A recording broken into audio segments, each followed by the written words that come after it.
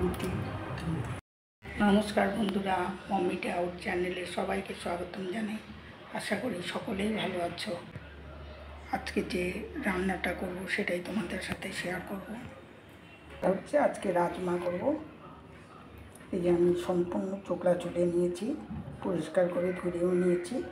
এখন আমি প্রেসারে সেদ্ধ করে নেব। এই যে গ্যাস ধরিয়ে দিলাম। এখন প্রেসারে আমি ডালটাকে সিটি দিয়ে নেব। দিয়ে দিচ্ছি জল। জল গরম হয়ে গেছে, এখন দিয়ে দিচ্ছি রাজমা। দিচ্ছি 4 চামচের 1 চামচ লবণ। দিয়ে দিচ্ছি 4টা কাঁচা লঙ্কা। আমি প্রেসারে সিটি দিয়ে নেব। এদিকে আমি ডালও বসিয়ে দিয়েছি, এদিকে আমি আটাটাও ছেড়ে নিলাম এর জন্যে। যে ডালটা প্রায় 80% সিদ্ধ হয়ে গেছে। এখন ডালের মধ্যে দিয়ে দিচ্ছি সামান্য হলুদ গুঁড়া, দিয়ে দিচ্ছি টমেটো।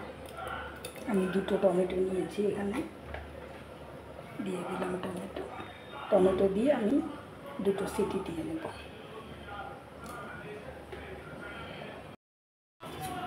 ডাল আমি সিদ্ধ করে নিয়েছি, দিয়ে দিচ্ছি সরষের তেল,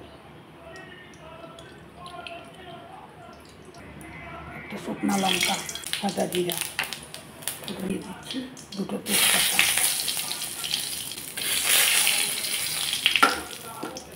গ্রেট করা আদা,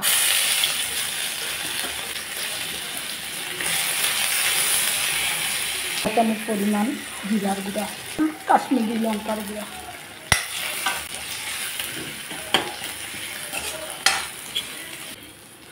মশলাটাকে ভালোভাবে ভেজে নিলাম। এখন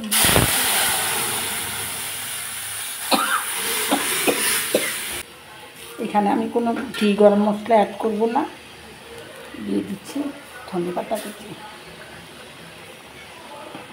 ঘি গরম মশলাটা আমরা খুব একটা পছন্দ করি না, ঘি গরম আপনারা চাইলে ঘি গরম মশলা ব্যবহার করতে পারেন। রান্না করে নিলাম রাজমার ডাল টমেটো দিয়ে।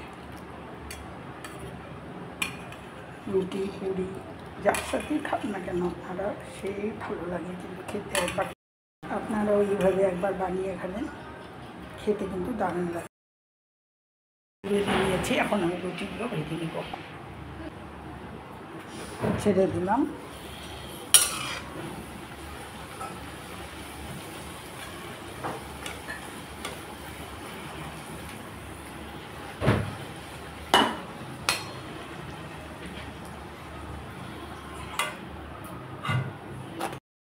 কি সুন্দর ফুলেছে লুচিগুলো। একটা দেখিয়ে দিচ্ছি, বাকি লুচিগুলো আমি সব এইভাবে ভেজে নেব।